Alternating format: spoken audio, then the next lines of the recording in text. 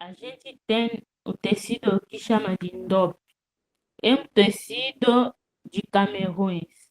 É um tecido tradicional de ritualístico do povo Bamileke, do oeste de Camarões. Esse tecido é usado nos dias do luto para adorar, servindo também para fazer os blazer dos reis, dos notários, os dignitários tradicionais dos povos Bamileke, os membros de sociedades secretas, e até usado para cobrir os restos mortais do rei. Um dope, em sua forma original, é um conjunto de tiras de algodão costuradas de ponta a ponta, com padrões geométricos brancos sobre o fundo do tecido índigo azul. Mas hoje em dia, esse tecido é usado normalmente como outro tipo de tecido. Temos o tecido que chama la forêt sacrée. Forêt sacrée é no francês, que significa a floresta sagrada. O tecido floresta sagrada é uma técnica de tingimento baseada em decoração de casca de árvore e noz. É praticado na floresta da Guiné e em duas etapas também. Primeiro, o tingimento de fundo do tecido e depois a sua decoração com impressão feitas com carimbo.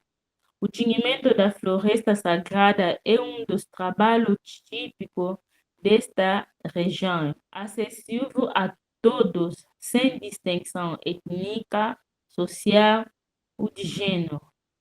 A tintura é feita pelas mulheres ou como ajuda de ajudante, feito em casa mesmo.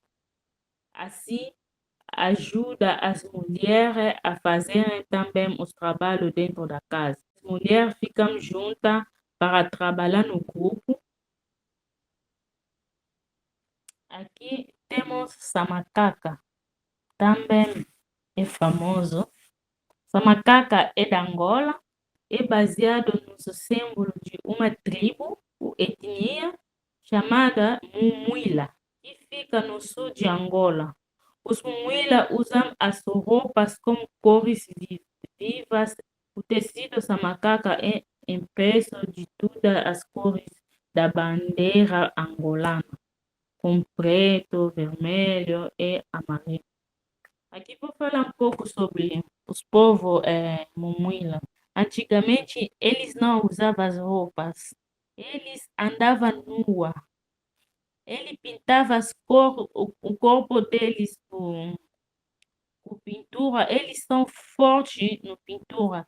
Eles pintavam os corpos deles, o continente africano sendo o vermelho, utilizando devido ao sangue derramado durante as lutas pelo movimento anticolonizações, e o amarelo simboliza a riqueza do país.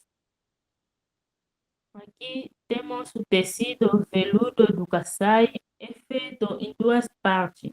A tecelagem é feita em rafia por homem da tribo Shoa e da etnia Cuba. E a estamparia é feita por mulher. Esse tecido foi feito a partir da casca de madeira batidas. No início, quando eles começaram a fabricar esse tecido, eles usavam casca de madeira ou casca de árvore. O pano para a mulher da etnia Exuem é feito de muitos triângulos.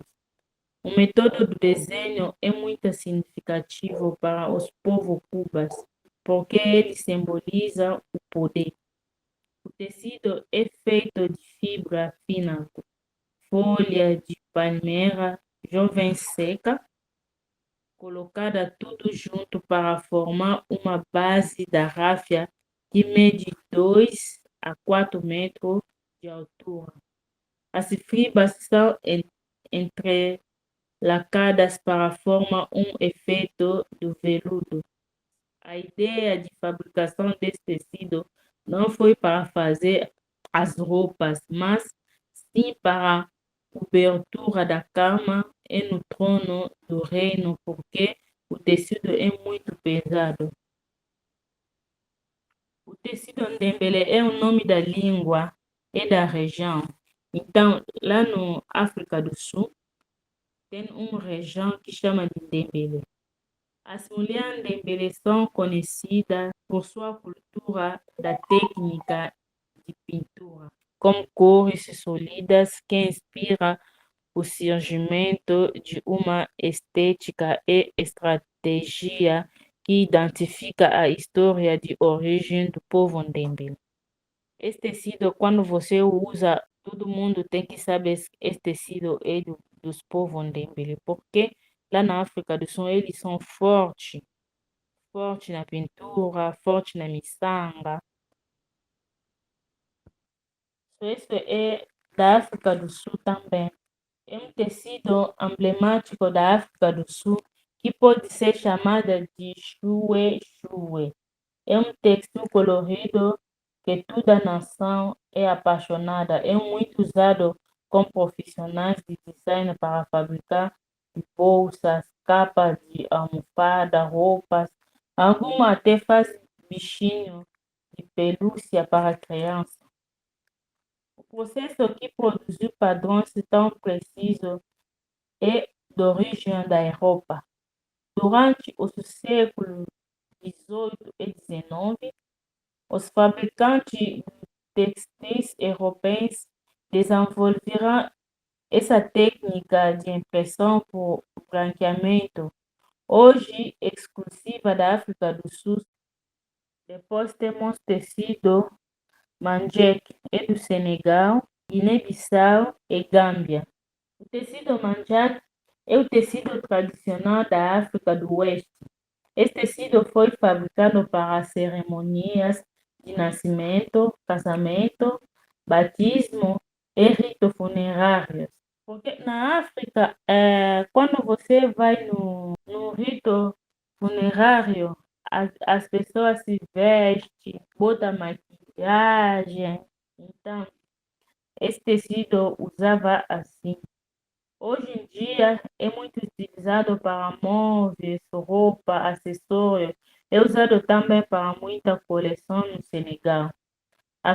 A fabricação desse tecido exige muita força física, paciência e conhecimento. É como uma herança que o pai deixa com filhos. Às vezes, na minha família fabrica esse tecido, eu vou deixar com minhas filhas. Minha filha vai deixar com o filho dele a técnica. Vou não mostrar para todo mundo. Então, é uma riqueza, é herança. O tamanho desse tecido depende da encomenda. Esse tecido é fabricado só para encomenda. Depende da encomenda do cliente, podendo ser para política, religião, empresa ou família. O tecido pode ser pesado ou flexível, com padrão elegante, com cores vivas. É conhecido pela sua beleza e pela sua qualidade. Hoje em dia, a produção desse tecido é feita nos muitos países, Guiné-Bissau, Gâmbia, Senegal, Cabo Verde, é outro país lá, da África do Oeste. Depois temos o tecido Passo Danfani, é feito à mão, relacionado ao poder do capitão Thomas Sankara, nos anos 1980. Foi um símbolo do patriotismo do Burkina Faso. Algodão é a matéria-prima desse país, assim como a tradição da tecelagem é antiga. Esse tecido é 100% algodão. Está na moda para fazer as roupas tradicionais. Hoje em dia, esse tecido é oficial porque é usado para grandes cerimônias ou eventos no Burkina Faso. Temos o tecido corogo. É um tecido de algodão e corante vegetal que mede 13 centímetros com 83 centímetros. E tem muito processo envolvidos. Colheita de algodão. Depois, as mulheres mais velhas da cidade faziam a limpeza e yam ou algodão. Os tecelões tecem essas linhas na tira longa que pode medir 10 a 25 centímetros de largura, tudo feito à mão. As tiras são costuradas juntas para fabricar um pano e os pintores fazem impressões do pano usando uma tinta à base de terra. As pinturas representam a vida tradicional dos povos Senufo e a sua crença. O tecido coro é produzido um tom neutro, como marrom, preto, creme, dourado ou outro tecido neutro, decorado como símbolo de humano, animais. Está enraizado na cultura e etimologias